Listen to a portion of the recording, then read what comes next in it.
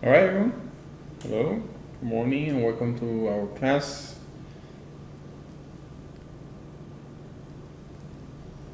How everyone is doing today?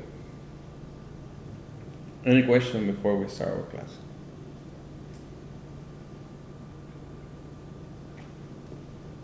Okay. So I just posted a grade for your review for test number 1.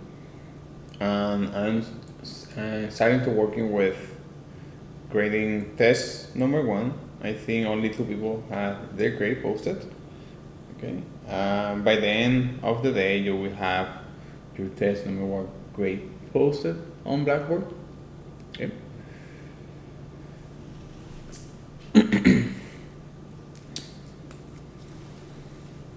So today, we're going to continue working with polynomials, and we are going to focus on a few examples to continue with the introduction. Now we are going to see actually how we work on the exercises that are on the review. So I'm going to do 2 exercises that are on the review.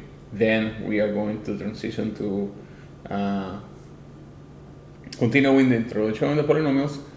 Then we are going to see something about their graph, some properties about the graph of the polynomials, and then we are going to end with a graph exercise that is also on the review. Okay.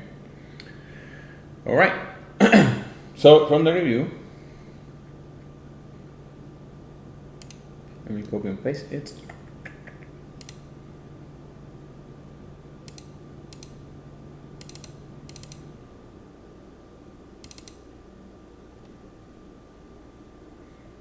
Let's do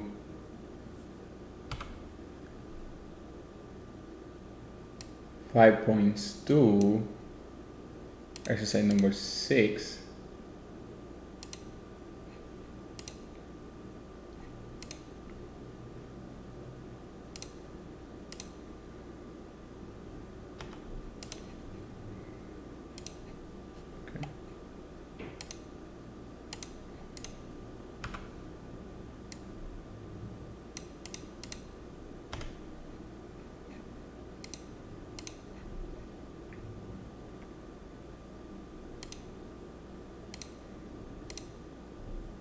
All right. So let me stretch it. Okay. So let's start with this one. So given the polynomial function, we are going to first list all the possible rational zeros of the polynomial function. Then we are going to determine the actual zeros, and remember that we are going to use the graph evaluation method to identify the zeros of the real zeros of the polynomial, and then we are going to factor the polynomial. Timothy, no, there's no common factor in this one. That's a good question. Okay, Timothy is asking if can we take the common factor out of this polynomial. Well, there is no common factor here. So that's one of the problems with this polynomial. First is the degree is 3 and there's no common factor. So how can we then proceed to find factorization of the polynomial? We could try by groups. I don't know, we can factor by groups. Let's try that technique. Sometime with polynomial of degree of 3, factoring by group is also a good idea. Let's try that. So let's make this group, and then let's make this group. From the first group, we can factor out x squared, and then we are left with 2x minus 13. For the second group, we can factor out 3, and that will give us 8x minus 3. So now we don't have any other common factor, so these 2 linear factors, they are not the same.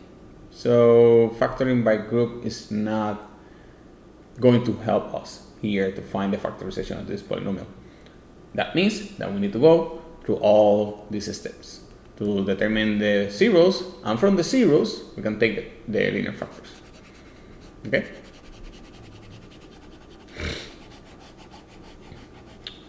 So A. Another thing that I want you to focus on is on the leading coefficient. This leading coefficient is not equal to 1. And pay attention on that, because in the example that we work on the last class, we work on a polynomial with leading coefficient equal to 1. Leading coefficient equal to 1 it is convenient because it simplifies a lot of things. Having a leading coefficient equal or greater than 1 or different than 1, then we need to take that leading coefficient into consideration. But we are going to see just in a moment how to take it into consideration. All right, so we know that we need to first list the list of all possible zeros, rational zeros. Let me put here rationals, zeros. Okay. All right. So what's important is the constant value. So it is 9. It is negative 9, but for listing the all possible rational zero, we just need the value, not the sign. So 9. So this one is going to be all the factor of 9. So P is going to be all the factor of 9. Those are plus minus 1 and plus minus 9, because 1 times 9 is 9, right? We have another one, 3. 3 times 3 is also 9. So these are the factor of 9.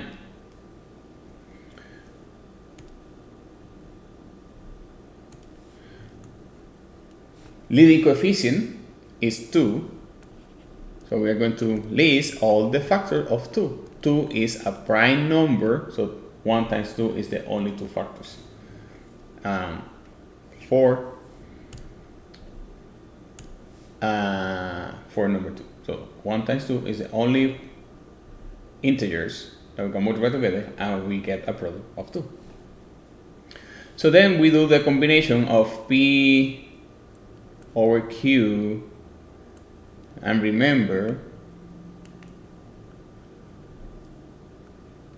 that we are talking about now, this is just a representation, okay? This is a representation of the set that I'm going to present, which is all the list of all possible rational zeros. So let's start. So 1 over 1 is just 1. Remember to add the plus and minus, because we need to take into consideration both signs. 3 over 1 is just plus minus 3. Okay, it's 3, taking into consideration plus minus. Same for 9. 9 over 1, well, we got plus minus 9. Okay, so we got 3 here. Now, we need to do the same with the other entry. So we need to create all the combinations, all the possible combinations. 1 over 2 is 1/2, take into consideration a plus and minus. 3 over 2 is 3/2, so plus and minus 3/2. And 9 over 2, here are my values. Okay, this is the list of all possible zeros. B. Now we need to determine all the zeros. All zeros. This particular exercise, all the zeros of this particular exercise are rational zeros. Okay. So we don't need to worry about that right now. We just need to follow this steps. Okay, so to find all the zeros, we got the list of all possible zeros. But now we need to know which actually are zeros here. The degree of this polynomial is 3. So no more than 3 zeros this polynomial has. Okay. And like I said, all the zeros are rational zeros. Okay. So we are not going to have more than 3 zeros for this polynomial. But in this list, we have how many? We have 12. Take into consideration the plus and minus of this value. We have 1, 2, 3, 4, 5, 6 entries, plus and minus 2 times that. We have 12 possible rational zeros. So what we are going to do, identify the first zero. Who is that first zero? We are going to do the graph evaluation of this polynomial.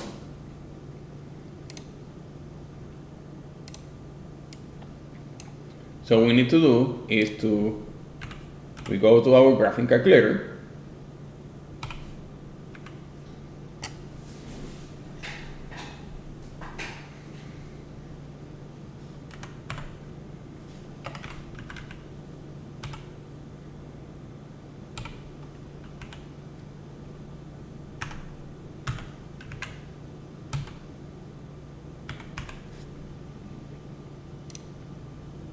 So that is the graph of our polynomial.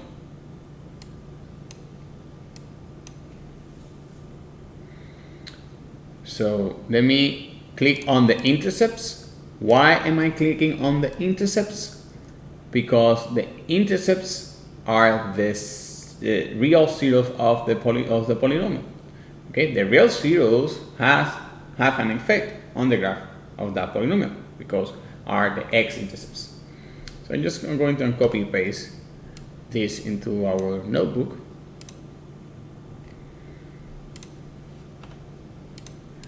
Okay, so we are seeing 2 zeros.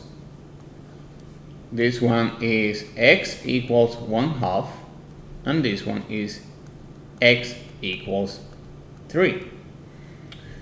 We are only seeing 2 real zeros.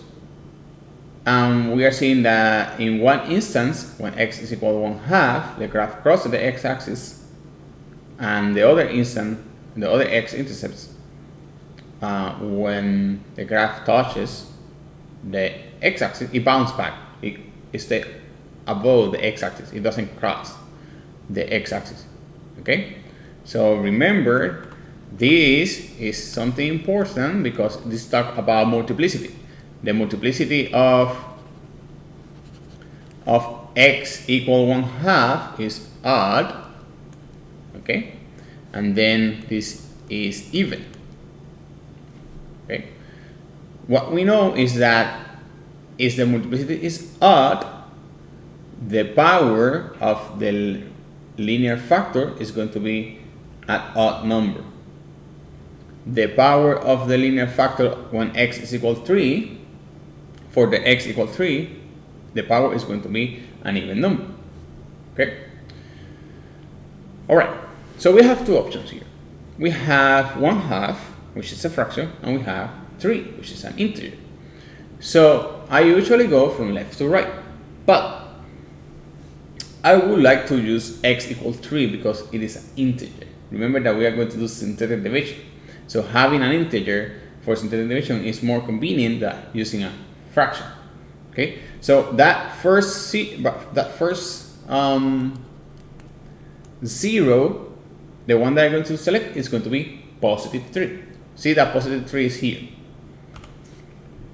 So with that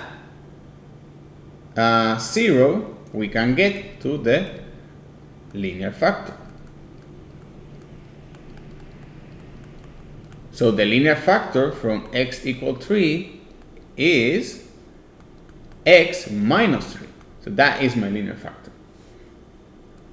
So what I'm going to do now, I'm going to do the division of the polynomial is 2x cubed minus 13x squared plus 24 minus 9, so that's the polynomial, all that divided by the linear factor of x minus 3. How do I know that x minus 3 is a linear factor? Because we had taken the zeros of the polynomial from its graph. Its graph is showing the x-intercept, and the x-intercept represent or give us the value of a real zero of the polynomial, which is x equals 3. There is a relationship between the zero of the polynomial and its linear factor. So x is equal to 3 is a real zero, then its linear factor is x minus 3. So let's practice integral division here. Step number 1, we are going to take this value here, but we are going to use the opposite. So it's positive 3. So the 0 is positive 3. So positive 3 goes here. Then we go by the coefficients of the polynomial. 2, negative 13, do not forget the negatives. Plus 24, we can omit the positive sign, minus 9. From here, if we do everything right, we know that this value here needs to be 0 at the end. Okay? If we do something wrong and we do not get a 0 as the remainder, then something is wrong. Going down, we add. Going up, we multiply. Going up, we multiply. Going down, we add. Going up, we multiply. And indeed, we got a 0 there. The 0 is important. Is our confirmation that indeed x equals 3 is a 0 of this polynomial. From this integral division, we can get what? The quotient, which is a depressed equation. Depressed equation because now it's going to be a degree less. We start with a cube equation or a cube function. Now the depressed equation is going to be 1 degree less, and this degree is going to be a quadratic degree, or a degree of 2. See? 2, 2, negative 7, x, and then the constant value plus 3. So once we got to a quadratic equation, we don't need to do all this, because from the quadratic equation we got the techniques to use. We can use FOIL, or we can use the quadratic equation, the quadratic formula. I'm going to use the quadratic formula here. I'm not going to bother with FOIL here. Why am I going to do that? Because my leading coefficient here is still not equal to 1. So I'm not going to bother with FOIL. I'm going straightforward to use my quadratic formula. Okay? So you need to remember the quadratic formula. So b, the value of b is negative 7 plus minus square root of negative 7 squared minus 4 times a. The value of a is 2. The value of c is 3. Okay, then 2 times the value of a, which is 2. From here, we are going to get 2 numbers. Well, probably, if the discriminant, which is what is inside in the square root, is greater than 0, we are going to get 2 values. If the discriminant is equal to 0, then we are going to get just 1 value. If the discriminant is negative, then we are not going to have a real solution, so we are not going to continue working there, because that means that we are going to start working, that we are entering on the complex realm of numbers, and we are not going to touch on the complex zeros. All right.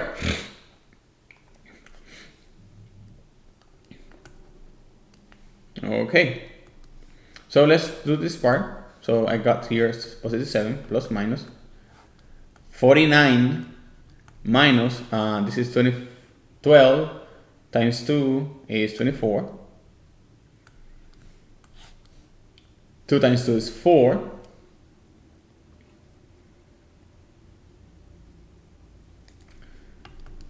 7 plus minus, this is 5 and 2 is 25, and then this is 4. We continue working with this. Plus minus square root of 25 is 5, and this is over 4. And from here, we got the two values. We got when we add,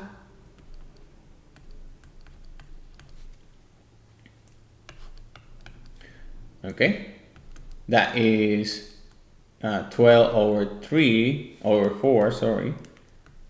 So that is 3, so that is another 0, and we got 3 two times. That makes sense with the shape of the graph, which is where it bounds. So an even, it has an even multiplicity, so it makes sense that it appears twice.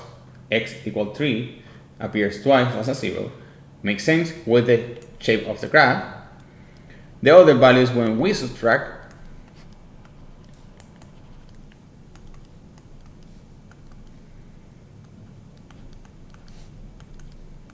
one half, and this is the 0 that we got. We saw before when we did the graph evaluation. 1/2. Okay, so from the quadratic formula, we got the 0 of the quadratic equation, the depressed equation that we got here. All right, and from the initial polynomial, which is a degree of 3, from its graph, we got a 0, x equal 3. Okay. So what we need to do, determine all the zeros and show all these calculations. So all these are the steps that you are going to do on the test to identify those zeros. Now let's conclude this part. The zeros of the polynomial are x equal 3, 3 again because we found 3. We use 3 when on the original polynomial, degree of 3. We got that 3. From the quadratic equation, or the quadratic polynomial, we got 2 more zeros. That is 3 again and 1/2. Because we have 3 twice, this is a multiplicity of what? Multiplicity of 2. This is the meaning of the even power or the even multiplicity. It's an even multiplicity. It has an effect on the graph. The graph never crosses the x-axis when the multiplicity is even. So that is multiplicity of 2, and then this is multiplicity of 1. We only found 1/2 as a 0 once. And this is an odd multiplicity. It means that the graph will cross the x-axis at that exact value. When x is equal 1/2, that is an x-intercept, and the graph is going to cross the x-axis. Important of this is that this is going to be the power of the linear factors. 2 is going to be the power of the linear factor. We are going to see how I'm going to use that just in a moment. And also 1 is going to be the power of the linear factor x minus 1/2. Most interesting is that if we add the multiplicity, when we add the multiplicity,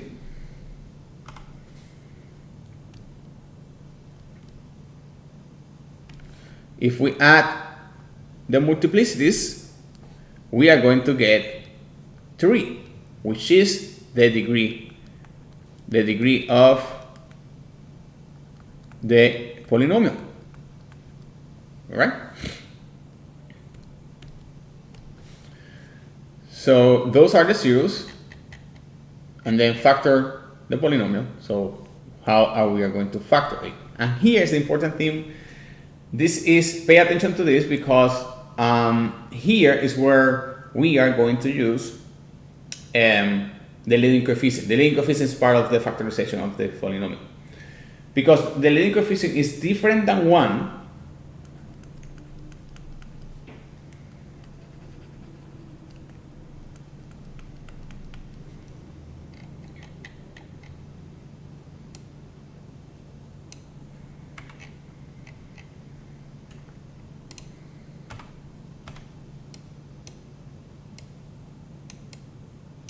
so that's our polynomial.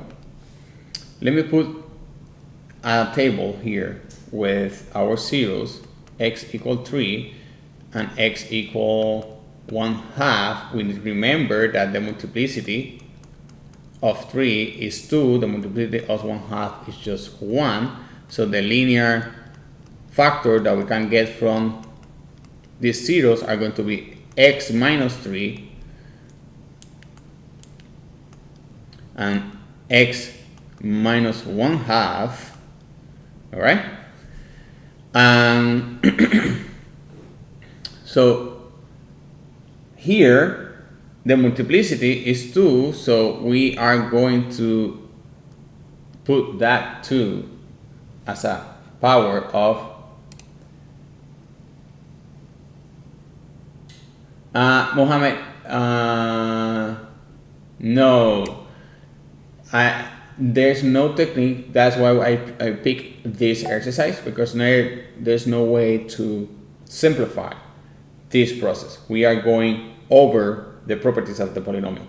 Okay, so we are learning the roots of those techniques that we use in our math classes for factoring polynomials. So we are going to those properties. So it is hard, it requires practice. That's why I'm going to focus our class in doing more examples than just theory. Okay. That's correct, Timothy. Yeah. Once you grasp these techniques, these properties, the goal is that you start like finding your own shortcuts, your own strategy to make all this process easier. I always going to show the entire process in our class. Then you are going to decide which step you might omit, okay, without losing any justification of how you get to the right answer. Okay, so see that using the linear factor, I'm just going to put them here. X minus 3 squared, x minus 1/2. The order doesn't matter. Now, but something is missing. What is missing? What is missing is our guy here. Well, it is here also. It is missing our leading coefficient. So that is what we are going to do here. We are going to put our leading coefficient here.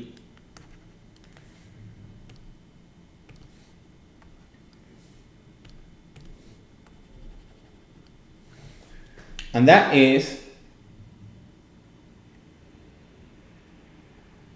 the factorization of that polynomial.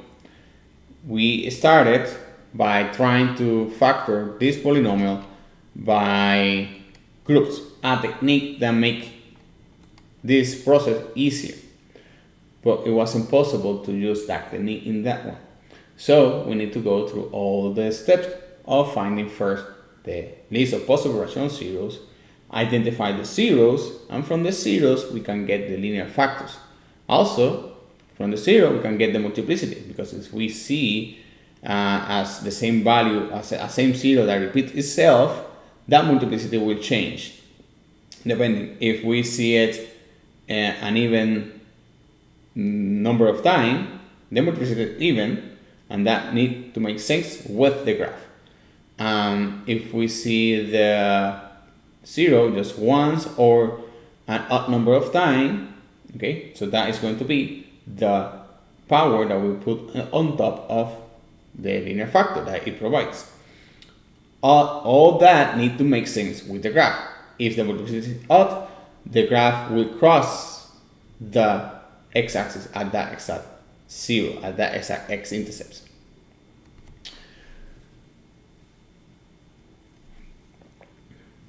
Let's do another one.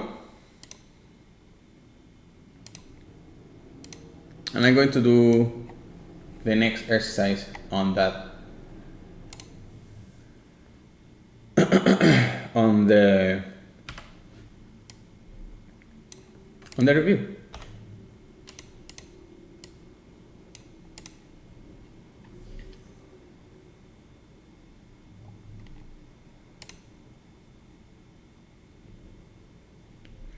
Okay, so we need to find list of all possible rational zeros. List of all possible rational zeros. Okay, we are seeing that our degree is not, our leading coefficient is not equal to 1. Remember that if that happens at the end, when we are going to present the factorization of the polynomial, we need to take into consideration that leading coefficient. All right, so we have our constant value, which is 1, so the only value that we are going to get, or the only factor from 1, are just plus and minus 1. For the leading coefficient, we have 3. 3 is a prime number, so the only one that we are going to get are plus minus 1, plus minus 3. Then we do P, the combination of P over Q, and here we got plus minus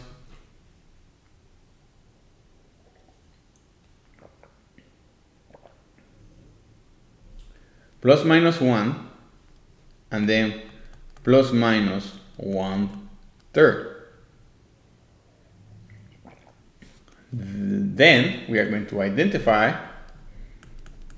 the first zero. We are going to do the graph evaluation. And this one is going to be interesting because the degree is 3. So at most, this polynomial we have 3 rational zeros, 3 real zeros. But remember that we are not working on the complex zeros, so some polynomial we have, for example, this one we have only 1 real zeros and 2 complex zeros. So in this one we are going to see when we need to stop, because we don't want to enter on the complex realm of zeros.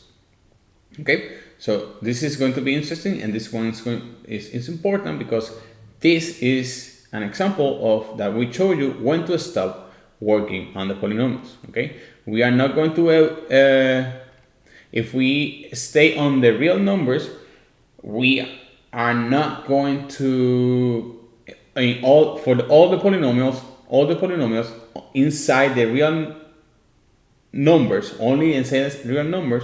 Not all the polynomials we have linear factors. We are going to have also quadratic factors. Okay, and this polynomial has quadratic factors. So let's identify the first zero, and for that we are using our graphing calculator. I'm using Desmos, but you could use any other graphing calculator that you like.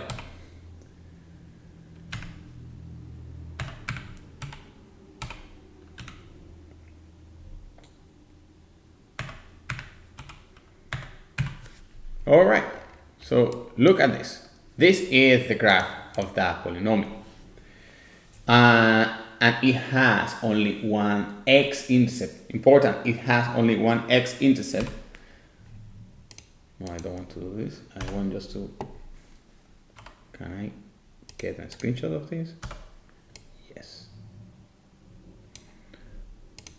So this is very interesting. We have a degree of 3, a polynomial of degree of 3, but it only contains one x-intercept. It means one x-intercept is only one real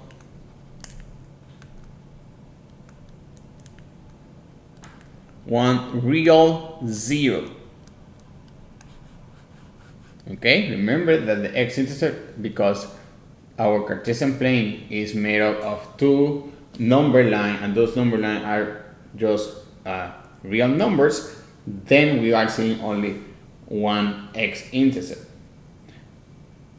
In other contexts where we use complex number as part of our Cartesian or our plane, then we are going to see different things. But we are not going to do that. We are going just to stay with the real numbers. All right. So from here, what we are seeing, 0.33333. Well, this is 1/3. X equal negative 1/3. So we have only one real zero, and that is negative 1/3. Negative 1/3 is in this list, so we are going to use negative 1/3 as our zero. It's not ideal to use a fraction for the division, but we need to do it because we have found a factor. The factor, and this is a linear factor, is because it is a real zero, we got a linear factor. So the linear factor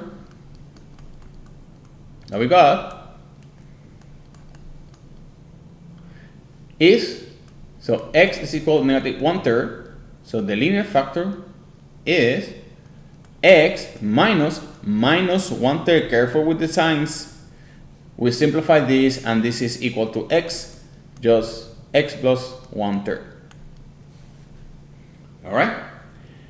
From the graph, we can determine that this zero has an odd multiplicity. All right, it has an odd multiplicity. Why? Because the graph is crossing the x-axis. So now what we need to do is to do the division.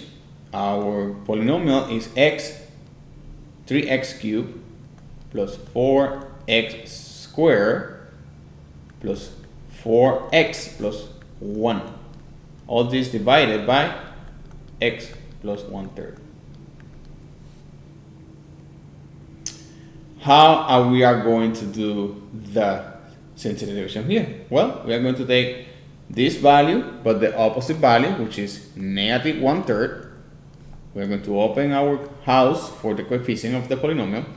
3, 4, 4, and 1. Now, going down, we add. Going up, we multiply. So 3 times negative 1/3, it is negative 1. Going down, we add. We got 3. Again, we go up, we multiply, negative 1. 3 again. Going up, we got negative 1. And here is our guy, the 0. The remainder is equal to 0. Negative 1/3 indeed is a 0 of the polynomial, and we knew that because we did the graph evaluation. So we got the depressed equation. It is a quadratic equation because we went 1 degree down, and this is what we got here. All right, so let's see why we need to stop here. Why is that? The first thing that we could do here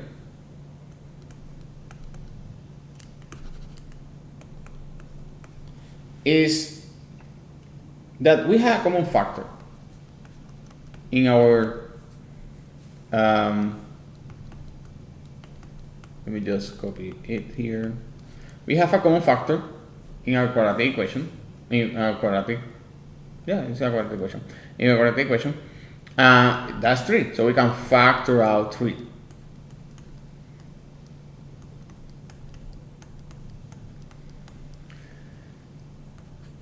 This 3 is important. Why? Well, it is the leading coefficient. So from that, because we can factor out from the quadratic equation, or the quadratic equation that we have, the equation, we can factor out that number. We are carrying over, we are taking that 3, and that 3 is the leading coefficient. So at the end, we we are not going to do what I did on the last exercise, that I was missing that leading coefficient. From this quadratic equation, I'm taking the leading coefficient because I'm factoring it out. All right. But I want to find the zeros of this quadratic equation. Are there any real zeros to find here? Let's see. So what I'm going to do is to solve this equation.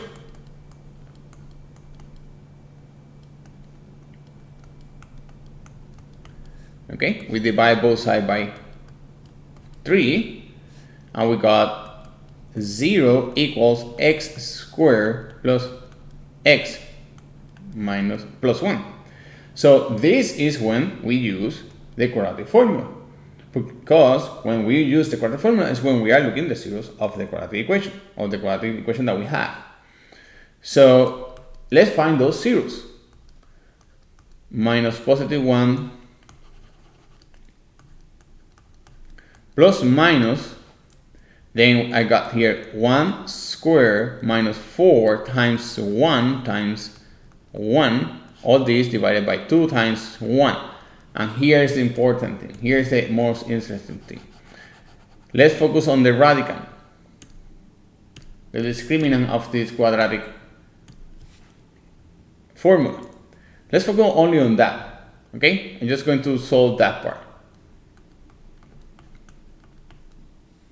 Okay, only that. Let me use another color so we can identify it well. So let's focus on this only, and let's see what value we got. So this is equal to 1 minus 4, which is minus 3, is a negative value, is less than 0. What happens if we evaluate a square root of negative 3? Let's do that on our calculator.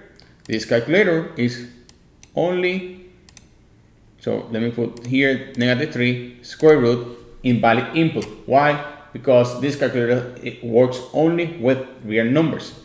So that means that when we got here, since the discriminant is less than 0, is negative, it means that there is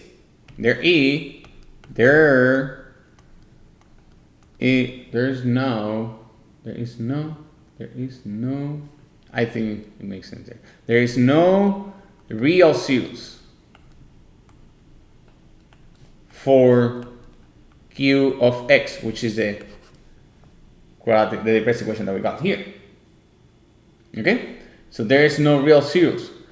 So we stop here. We are not going to find more zeros. So to list the, let me see what you got here, Timothy. That's correct. That's correct. Negative 3 squared is equal 9, but that's not the case here. Okay. The question here, Timothy, is what value, what number you can multiply twice itself and will give you negative 3. It won't be possible. So let's list all the zeros that we got. The real zeros,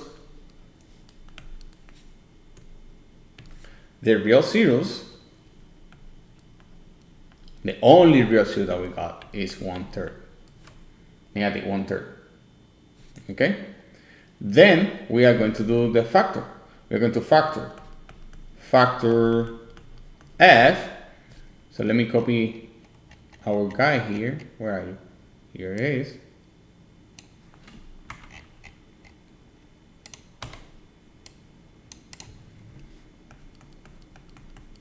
Okay, remember that we identified the zeros. The only zero that we got is negative 1/3. Its multiplicity, it appears only 1, so multiplicity is just 1. The linear factor that we got from here is x plus 1/3. So that goes here, x plus 1/3. All right. But what we are missing, the next factors. The next factor are taken directly from the quadratic equation. This is the other factors of that polynomial. Okay, so we are going to have a quadratic factor. What is a quadratic factor?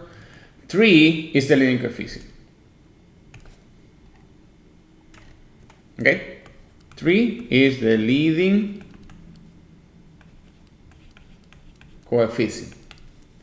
The quadratic factor is any factor that has a degree of 2. So see this, that even though this is a factor, this is a polynomial, x squared plus x plus 1. This is a polynomial and its degree is equal to. So this is the quadratic factor. It has a degree of 2. Okay? Remember that let me put that here. I'm going to put 3 in front because it's the leading coefficient, even though we know that we are taking that from the first equation, the quadratic equation, and I'm putting here the quadratic factor.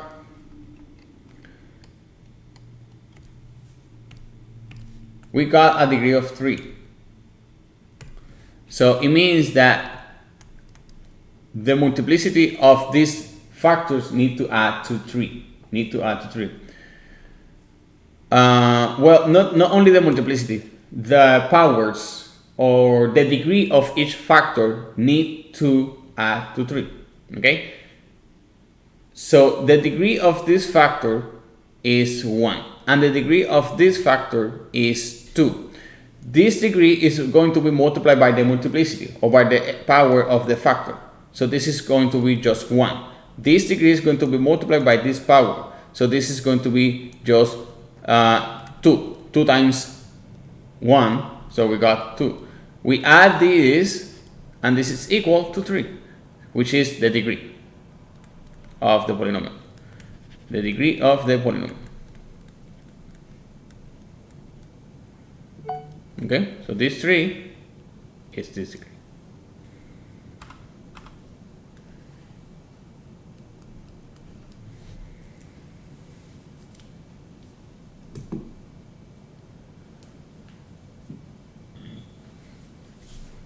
Excuse me.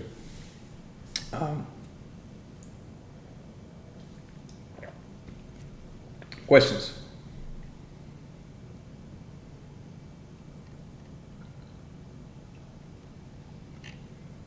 Okay, so I'm doing the recording of this lecture. This one's going to be uploaded today. Last lecture was uploaded yesterday because I was waiting for my internet to be activated. So now I have full internet and this one is going to be uploaded today.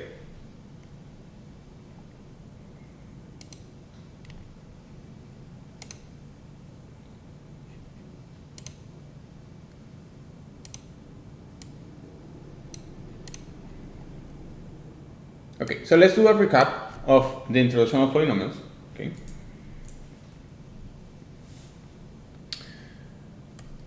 So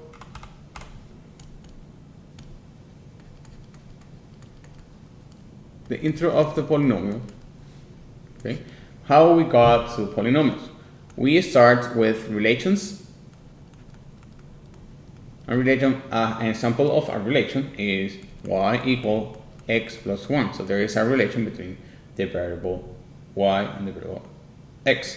Some special relations are functions. Okay, and when we work with functions, we use that notation, f of x. And some special functions are polynomials.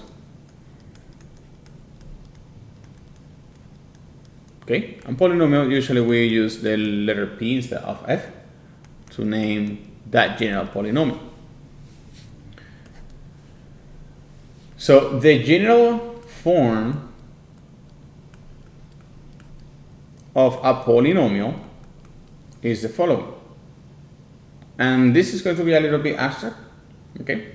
But I'm going to present samples and you will see that they are not difficult to identify, okay? So let me start with writing this, and then I'm going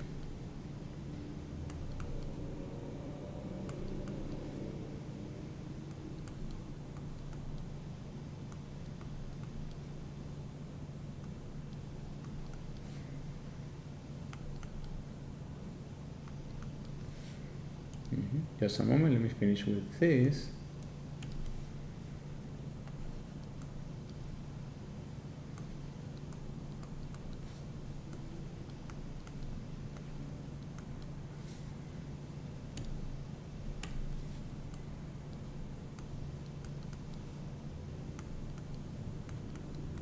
Okay, you're not probably liking this way I just wrote the general definition of polynomial, but this is the general definition of polynomial when we just write in math terms, right? I'm going to give you an example just in a moment. I just want to know in each part here. So each of these separated by a plus sign or a negative sometimes when we have the simplified version, each of these is a term. Okay, so we have the n term, the n minus 1 term, the first term, and the constant term. The ones that are important, or the most important, are the leading term and the constant term. Why they are important? Well, because we use the coefficient there for listing all the possible rational zeros. And you are seeing first time a variable in the constant term, but that variable x is raised to the power of 0. Anything raised to the power of 0 is going to get cancelled, so it's going to be just 1. Okay, but just as an incident detail, even though in the constant term we have a variable raised to the power of 0, which is get cancelled by that power. Another thing that you are seeing here, is the power of each variable. The variable is always just one variable. We are not seeing multiple variables, okay? We are just seeing just one variable, x. X is present on each term, okay? Even though in the constant term, remember that it's just the power of 0. And the greatest power determines the leading coefficient and the degree of it, okay? So n is the representation of the greatest the greatest power, which determines the leading coefficient and the degree of the polynomial. Higher the degree, more complex the polynomial. So we are seeing all the terms, and this is just a continuation of the term because we are just giving a general definition. So we use those 3 dots. Okay, we are going to see it in an example just in a moment. Each of these guys, the a's sub n, a sub n minus 1. So I'm going to use just another letter to represent all those a's. So these are going to be the coefficients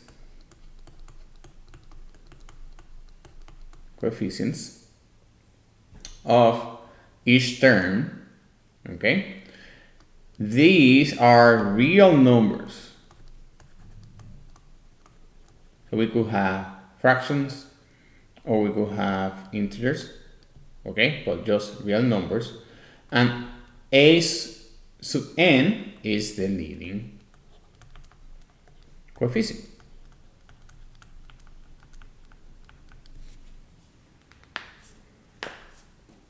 Okay, let's talk about the exponents because the exponents are also important.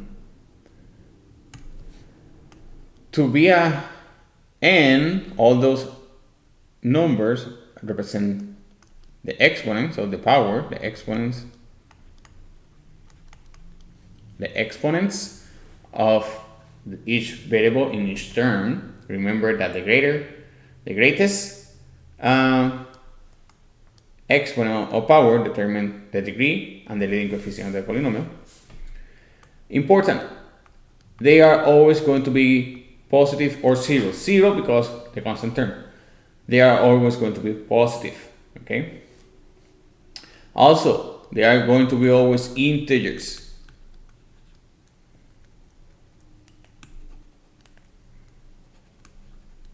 All right?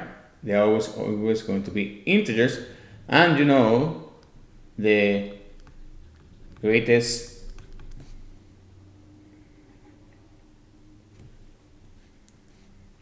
n value, okay, is the degree of the polynomial, and also it represents the leading coefficient, or it determines the leading coefficient.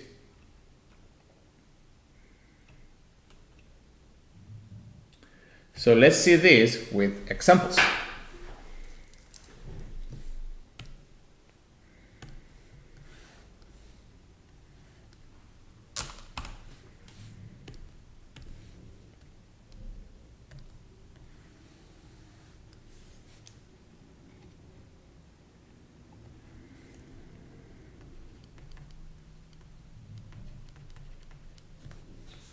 Okay, let's start with this p of x equal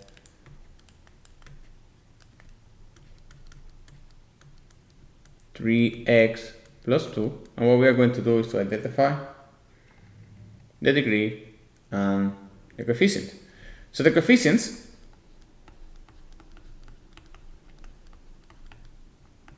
are 3 and 2. Those are the coefficients. Okay. The constant term is just 2. Okay. The leading term is 3x. Okay. I'm taking the entire term because we are talking about the leading term. The leading coefficient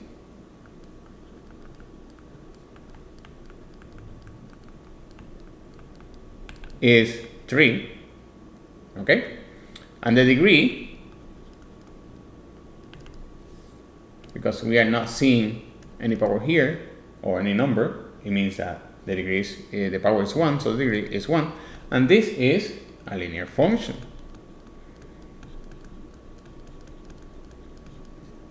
Okay, so we are seeing back again the library parent function.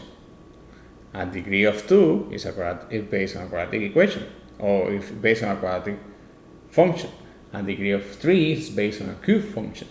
Okay, a degree of 4 is going to be based on the function of degree of power of 4. All right. So see how this general definition can get simplified once we start looking at the examples. Another example.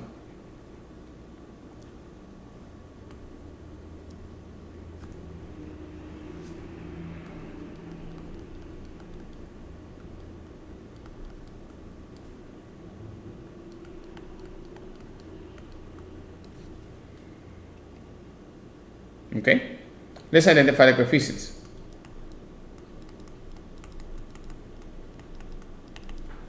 -2, +4, and -8.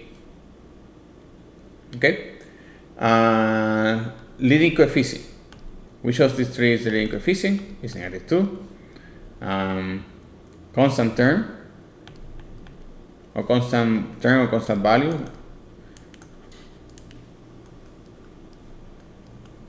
is -8. Okay, I'm taking -8 because I'm talking about the constant term, so I'm taking it completely. And the degree of this polynomial is 2. It is a square function or a quadratic function.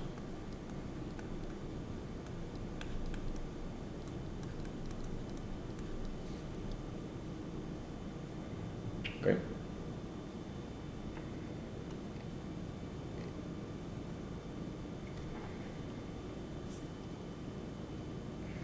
Let's see one more. But now I want to focus on the standard form and the order of writing the terms. Okay? Any questions so far? Any question here? How to identify the coefficients, the terms, and the degree?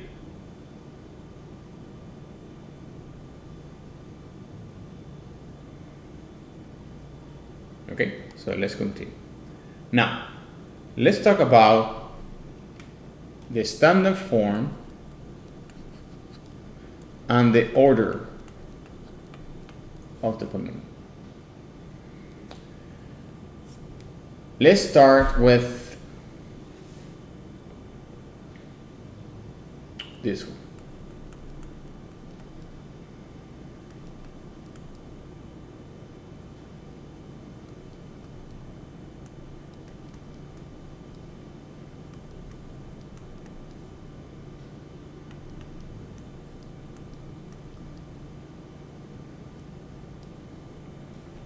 Okay, why is the order important? Because we are going to do synthetic division and we need to have the coefficient in the order, in the descending order based on the power of each term.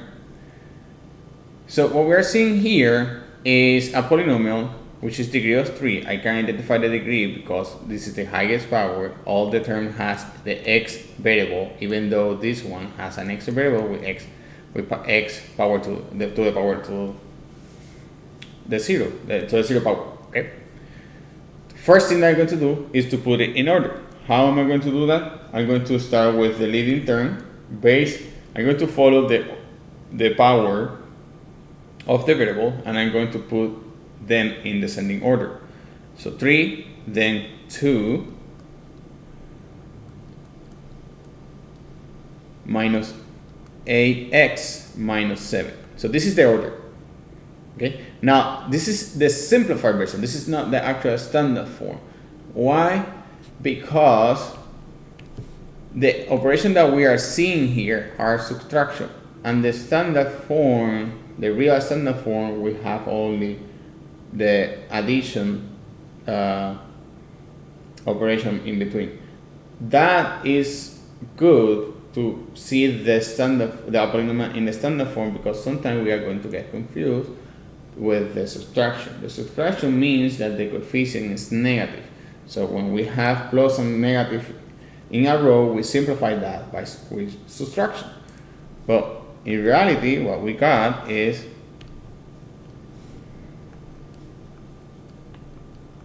the following. Let me change this color. So plus, minus, I'm going to use parentheses just to have a little bit of structure of my operation and my negative sign, plus, minus, plus negative 7, right? So this is the true standard form when we only have the addition operation separating the terms.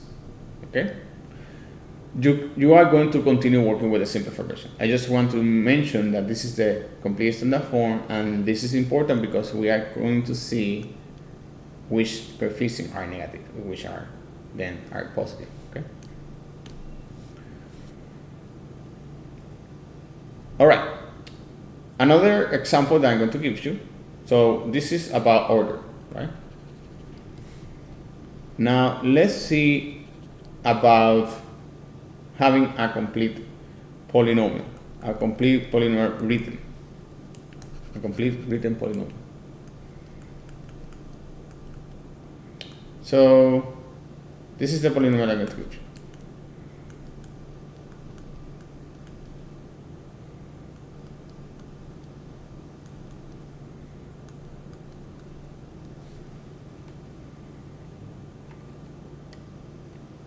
Okay, so this is a polynomial because all the coefficients are real numbers, and the power, we are seeing the same variable, which is just x, and the exponents that we are seeing here are integers, are positive.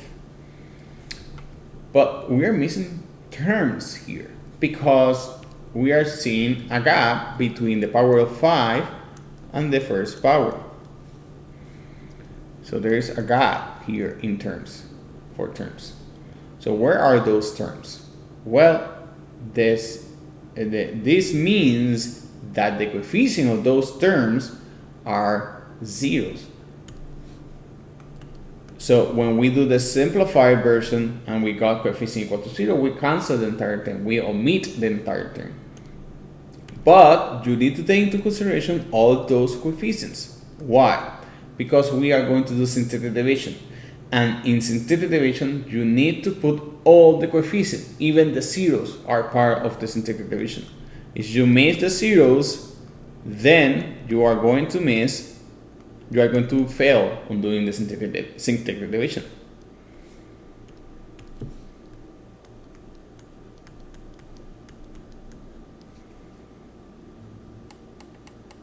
This is crucial, all right? Because we are going to do synthetic division, and for synthetic division, we need to have all the coefficients present, okay?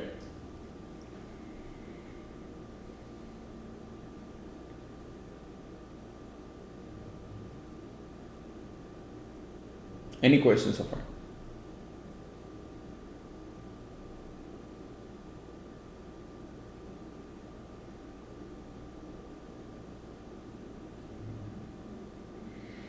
Okay, so from the functions, we know that the function has intercept, x and y intercepts. They have relative or local or string values, the maximum and the minimum values, and we have the domain and the range, okay?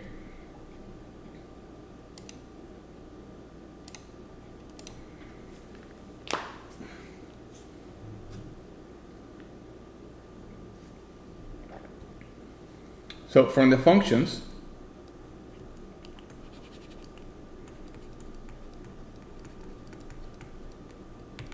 we learn about the intercepts,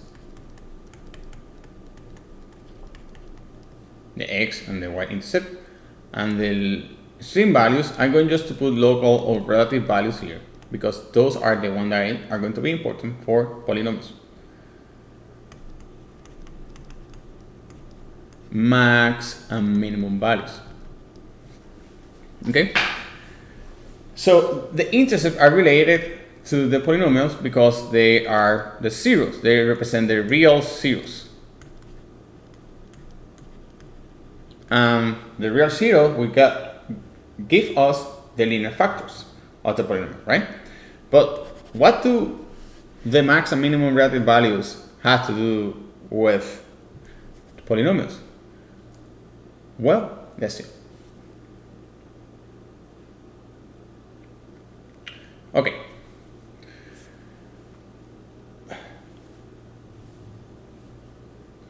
So I'm going to do the following. I'm going to use this example again, this polynomial.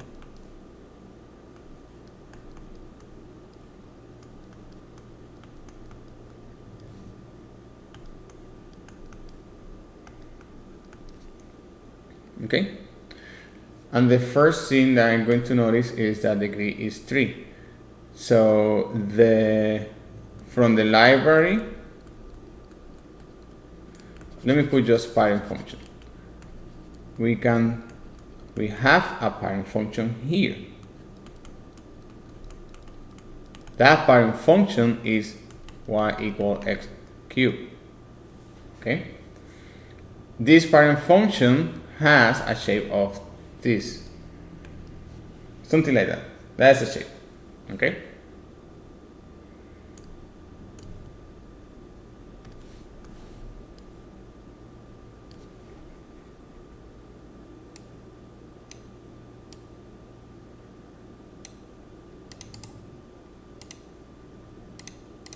okay.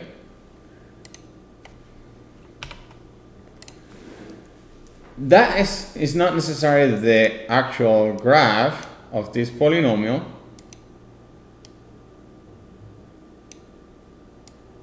Well, we know from the library parent function that that is the shape. Okay, that is the shape.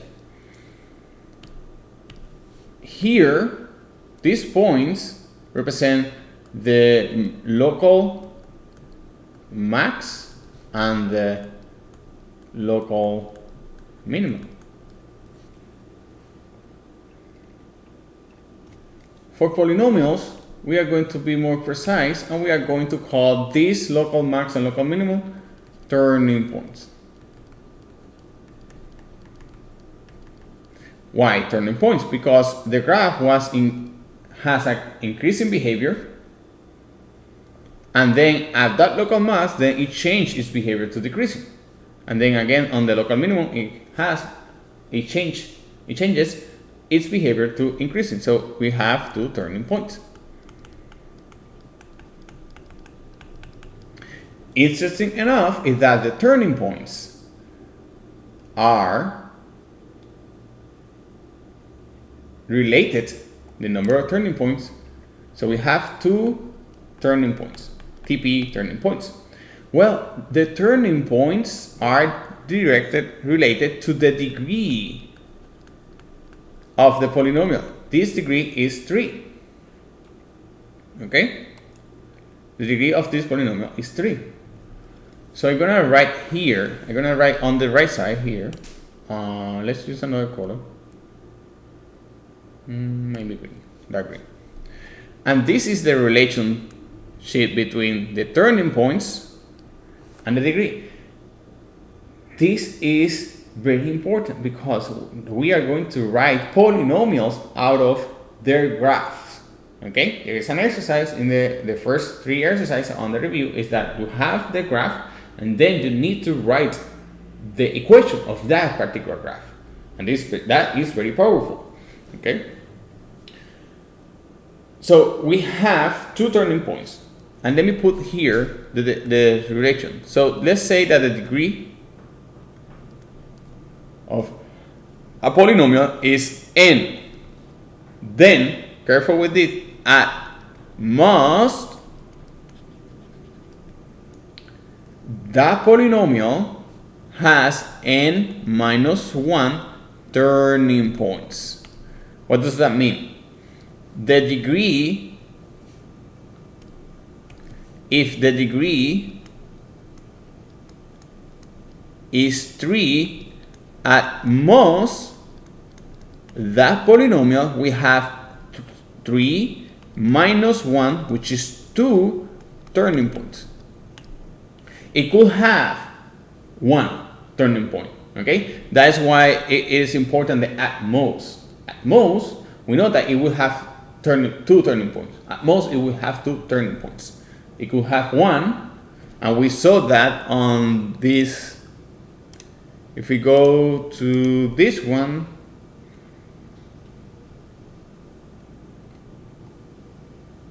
well, I don't think there's actually a turning point here. Let me see.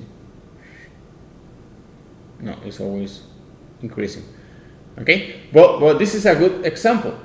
A degree of 3, we have a degree of 3, and there's no turning point at all. Okay, well, it satisfies that relation. The degree is 3. At most, it will have 2 turning points. It could have 1 or none, but it's not going to have 3 or more. We could do the same in the other way. If we have, I'm going to use m turning points. M is representing any value. If we have a number of turning points, then at least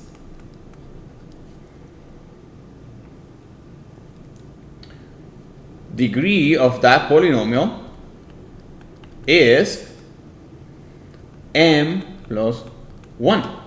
Let's see the example. We have 2 turning points, then at least degree is 2 plus 1.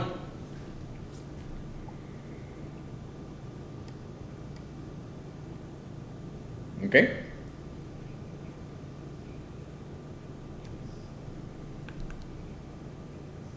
At least.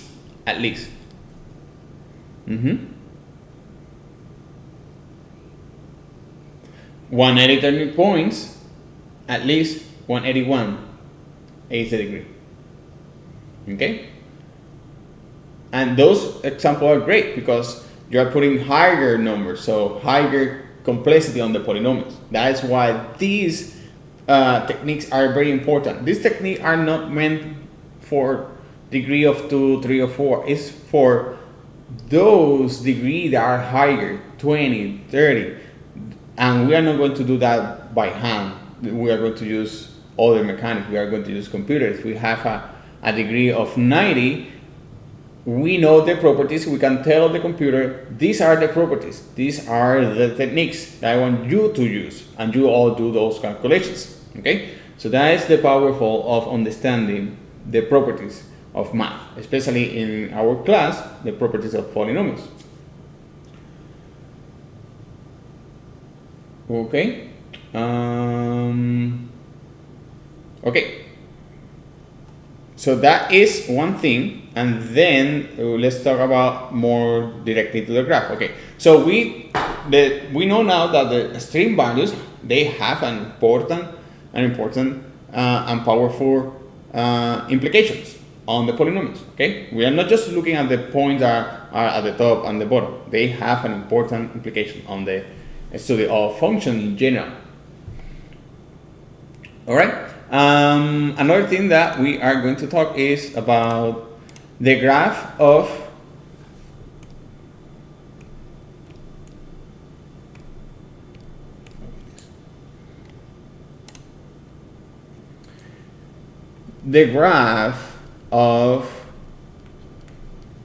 a polynomial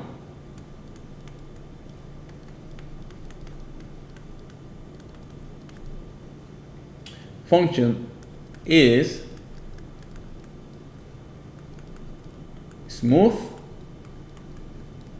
and continuous.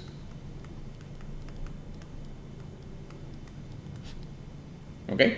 What does that mean? Well, the graph of a polynomial is, we are just going to do an example of a graph of a polynomial.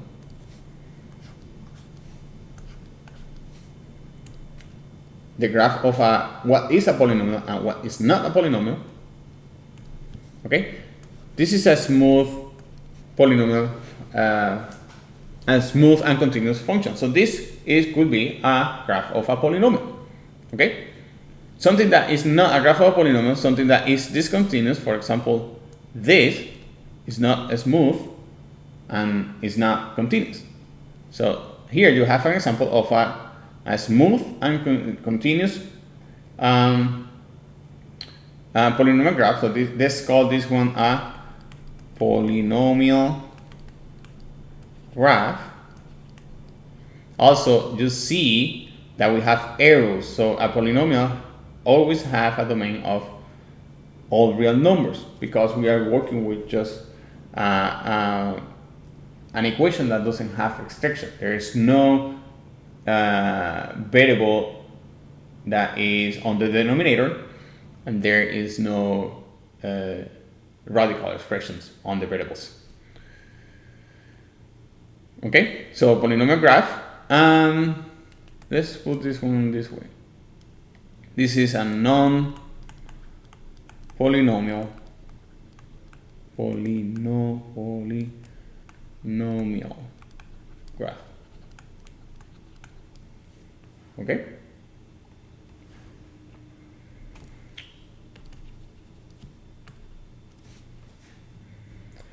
Another interesting things about the graph, because the polynomial, let's talk about the shape more precisely of the graph. Shape of a polynomial graph.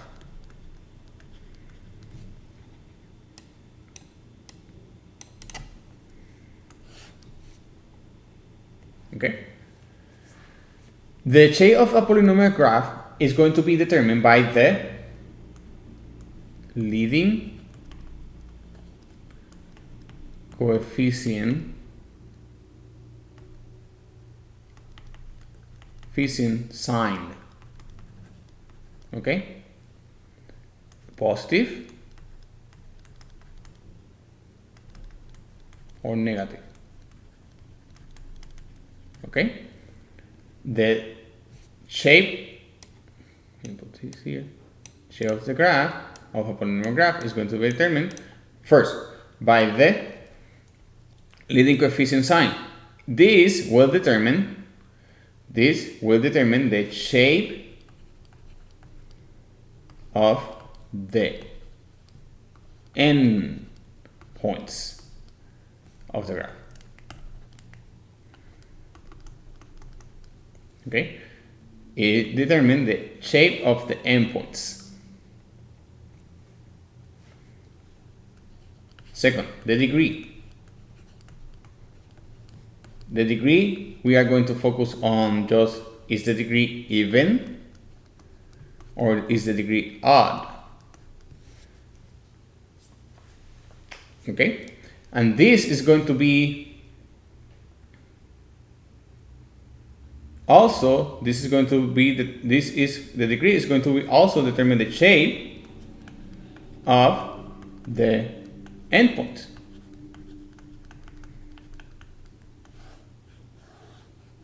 Okay, let me change this of shape and then I'm going to put the direction of the endpoint. Direction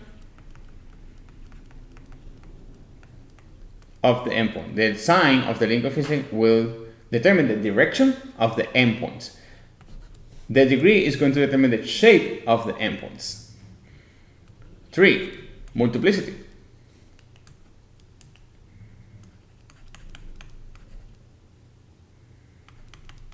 Multiplicity, and remember that this is related, the multiplicity is going to be also even or odd, so those are the categories, and this is going to shape the shape, or let's say behavior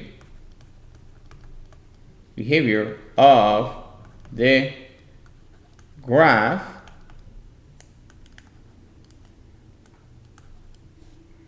at the x-intercepts.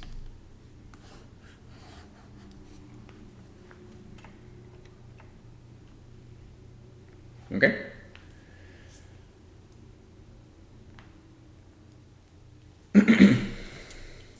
All right. So I'm going to create a table here to give you those effects.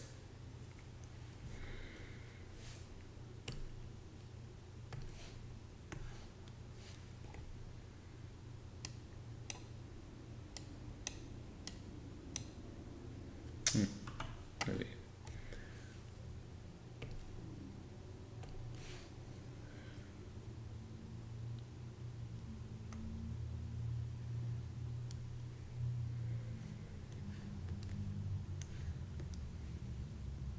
It doesn't look very well.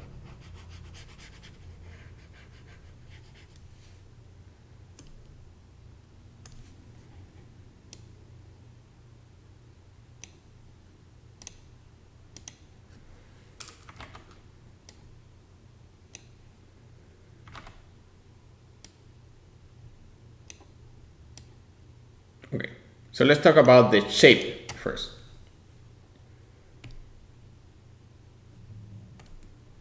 Okay, shape of the graph, shape of the endpoint. Okay, this is going to be shape of the endpoint. So the first two are going to determine the shape of the endpoints. So I'm going to put here in this column leading coefficient sign. Leading coefficient sign. So we could have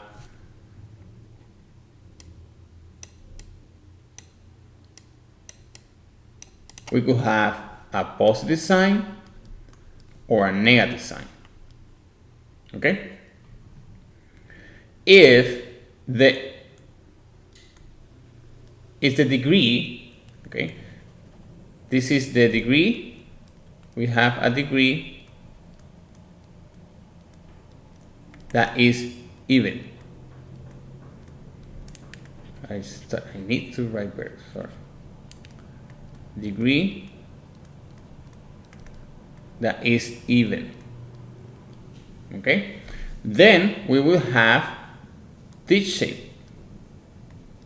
Both n with points up, okay?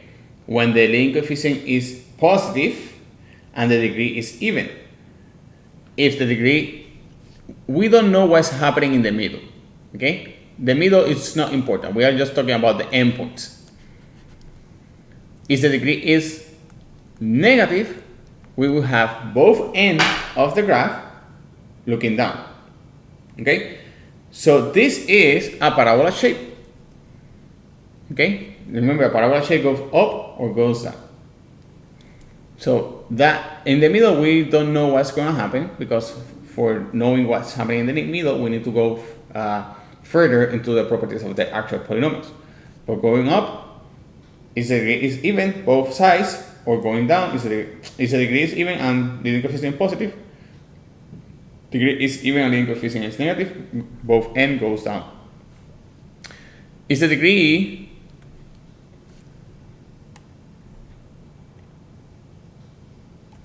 is odd, then we have a cube shape. A cube shape is something like that, right?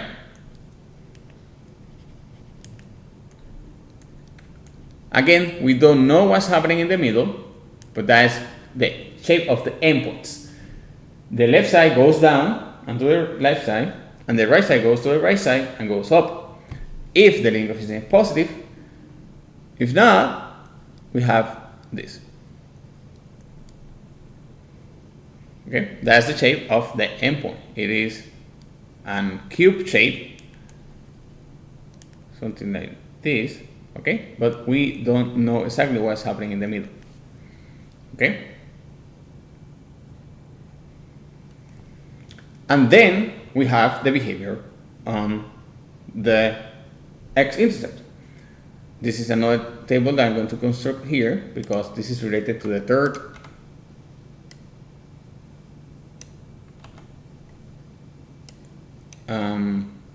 property here that determines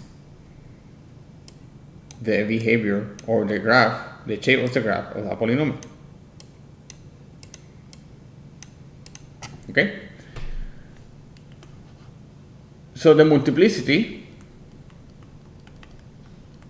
of the zeros, remember the exponents, more precisely the exponents, if the exponent of that linear factor or the multiplicity of that zero is even, we are going to say that the graph touches, okay, the x-axis. Can also erase this part. Okay, this is the x-axis.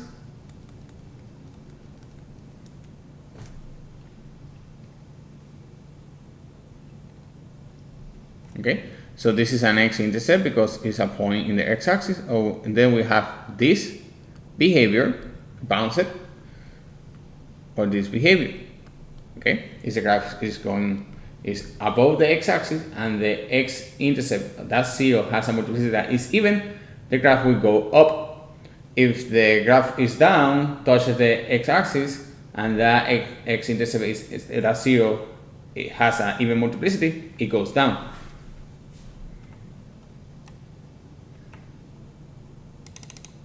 When we have an odd multiplicity, it crosses. Okay, this is the x-axis again. So in the x-intercept, the graph will cross. Okay.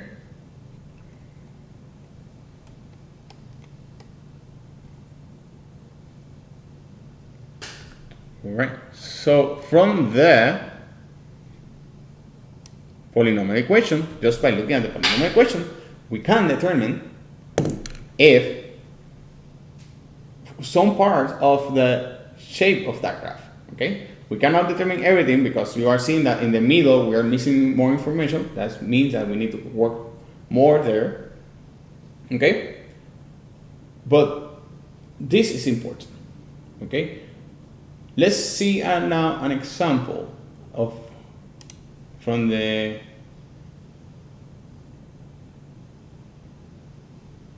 review, and to use this. Let's use this. Okay.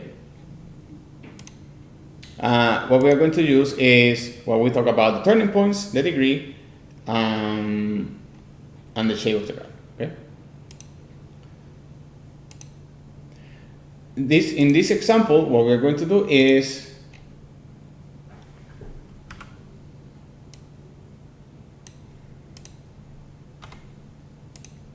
we need to determine. This is the first exercise on the review. We are going to determine the polynomial function of the graph. The only thing that it is given to us, is the graph of that polynomial. So how are we going to determine the equation of that apparently polynomial function? Well, it is a polynomial function because the exercise says that it's a polynomial function. Okay, but this is powerful. Okay, because now we can take that shape. Now that whenever you see this shape, you can start looking as well. This is a smooth and continuous graph. So this is a polynomial graph. Okay, at least has those characteristics that makes this graph a graph of a polynomial function. Okay, so that's the first thing. Smooth and continuous. It is, well, it meets that criteria of the polynomial function. Second, how many turning points? Let's identify a turning point. Turning points.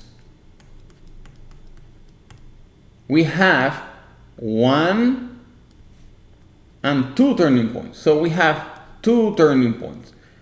What is the meaning of having 2 turning points?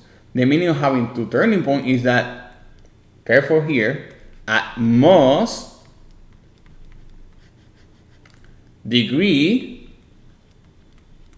of this polynomial is 3. Okay? Just by looking at the graph, 1, 2 turning points, at most this polynomial has 2 degrees. Okay? So we need to what we need to do is just to create that polynomial function that meets this criteria, the criteria that is given us from its graph. Okay, so I'm going to decide that yes, this polynomial that I'm going to write is going to have a degree of 3. Second, so if we look at the x-intercepts, we can get the zeros of the polynomial, right? The real zeros, and we can then get the linear factors. And remember,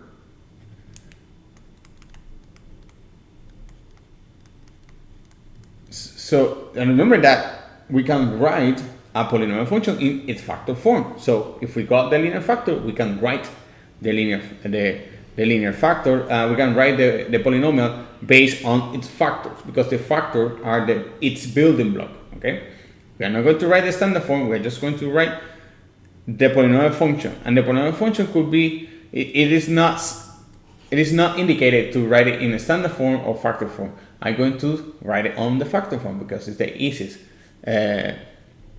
way to write this polynomial function based on the linear factors. Okay, so from the intercept, we are seeing here that we have +2, 0, and we are seeing that we have -1 and 0. So we have 2 real zeros. We have -1 as a 0, and we have x equal +2 as a 0. From the zeros, we can get the linear factors. The linear factor here is going to be x minus -1, which is x plus 1, and here is going to be x minus 2. So those are my two linear factors. Okay, what else? Multiplicity. I have only two linear factors.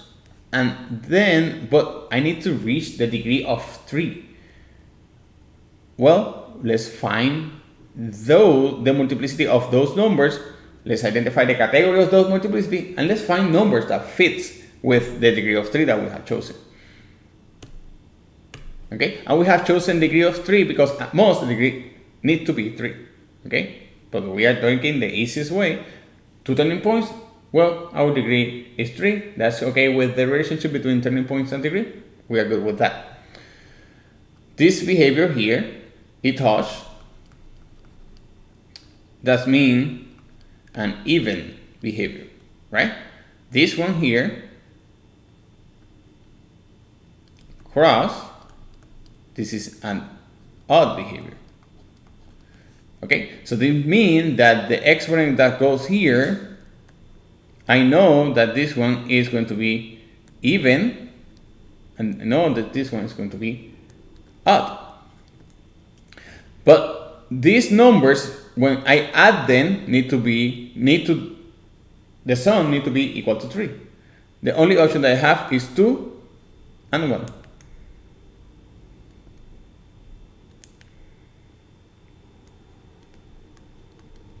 Okay, so linear factor and their multiplicity. All right, important part. Let's start writing the function. I'm just going to write the factors, but there is something that is still missing, and that is the leading coefficient of this graph 1? What is the leading coefficient? How can we get the leading coefficient of this polynomial function? And the y-intercept for this is important. The y-intercept here is, we have 0 and -2. The y-intercept is the one that we are going to use to identify the leading coefficient. How are we going to do that?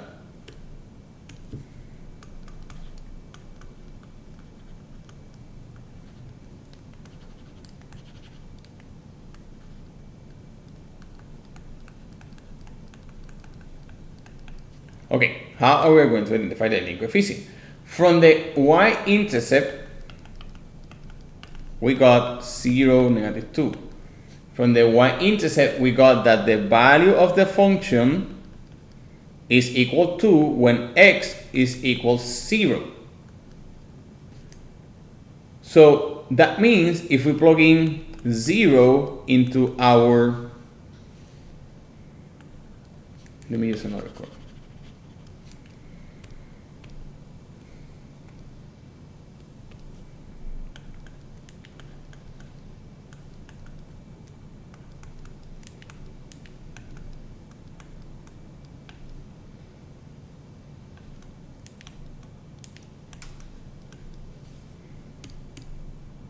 If we plug in 0 into the function that we have so far, okay, remember that we don't have the value of the leading coefficient. That's why using the letter a as a variable representing the leading coefficient. We know that when f is f of 0, it has to be -2. So we replace f of 0 with -2.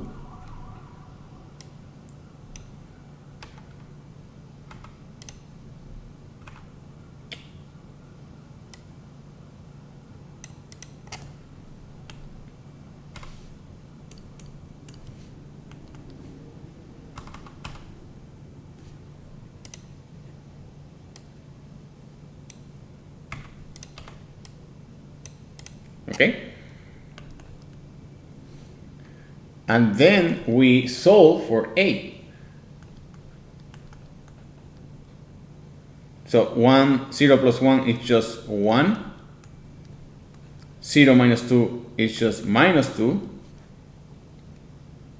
Okay. This is the one that we're looking for.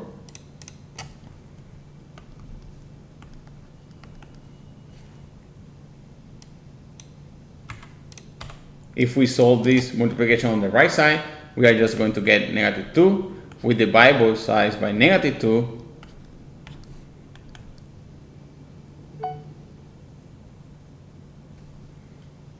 And the value of the leading coefficient is 1.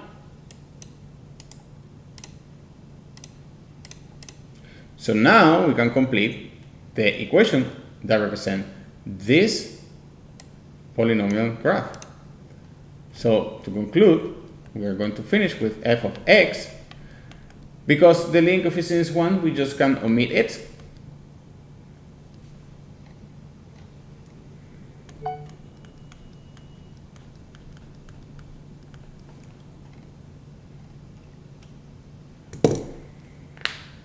And that is the equation of the polynomial function of that graph. Okay? See how we did that? Also, I missed something. I left something. Why did I choose 3? Okay? Let's focus on why did I choose exactly 3. 3 is an odd number, right?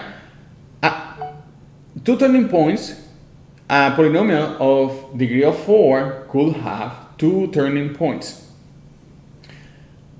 How do I know that my degree needs to be odd and not even? Based on the endpoints. The endpoints of the graph are to the left goes down and left side, and the right endpoint goes up and to the right side. Also, from this, I'm getting the degree need to be odd, and also the leading coefficient sign is positive. Okay?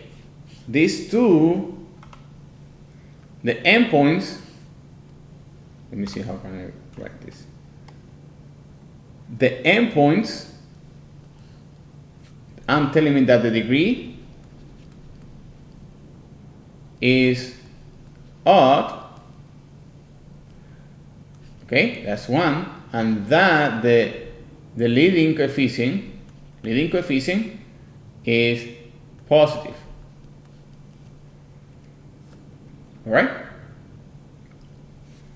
So see how we can turn apart each property of the polynomial, and we can play with the graph and its equation. Okay, this is the powerful stuff that we are learning from this class.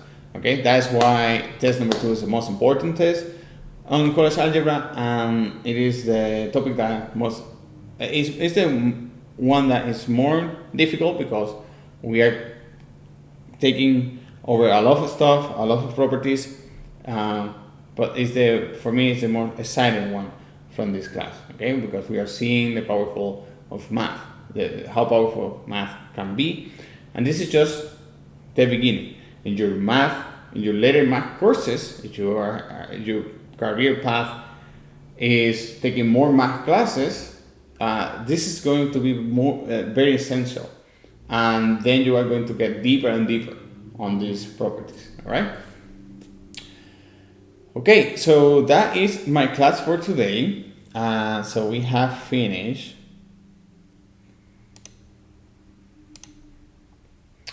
We have finished with synthetic derivation and the real zero of the polynomial function. Okay, and then we are going to work with property of rational function, a graph of rational function. That's going to be on Wednesday. Focus on the review.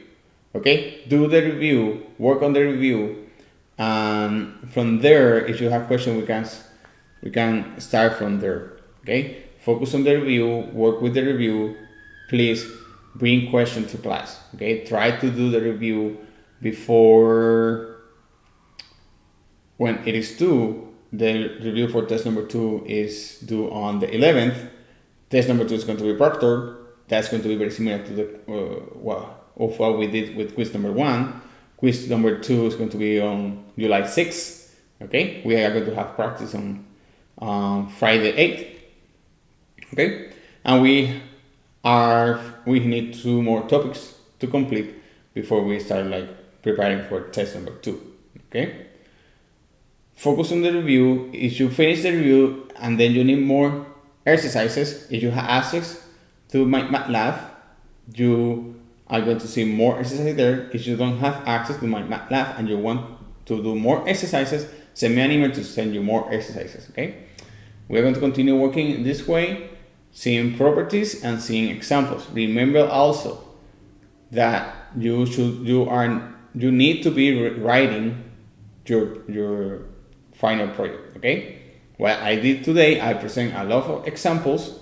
Okay, and more properties that are important. Okay, so please keep up to date with the class. It is a summer class. It is a fast pace, and these topics are important. Okay.